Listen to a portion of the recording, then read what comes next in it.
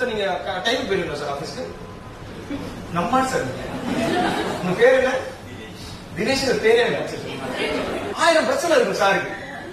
Office வராருங்கிறது அவருக்கு award கொடுக்கணும்.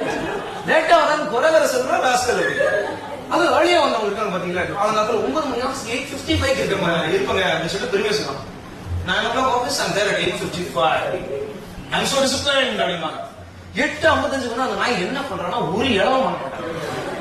ஏன்னா அந்த நாய் வேலை பார்க்கணும்னா தினேஷ் வேணும். அவர் 10 மணிக்கே வருவார். அந்த நாய்க்கு வேலையும் கிடையாது. இப்ப என்ன பண்ணிட்டு இருப்பானா போய் டீ சாப்பிட வேண்டியது. போயிட்டு டீ சாப்பிட்டு யாரை பத்தி பேசிட்டு இருப்பான்? லேட்டா வர தினேஷ் பத்தி. இந்த லேட்டா வரவங்களால தான் நமக்கு பிரச்சனை. People don't have discipline. So many issues யார் டைமிங் வந்தா இவங்க கம்ப்ளீட் தி வொர்க். யோசிச்சு பாருங்க, இந்த ஏர்லியா வர்றவங்க எப்பவுமே லேட்டா வரவங்க மிஸ் பண்ணுவாங்க. ஆனா லேட்டா வர தினேஷ் ஏர்லியா வந்து யாரையாவது மிஸ் பண்ணிருக்காங்க? பண்ணவே மாட்டாரு.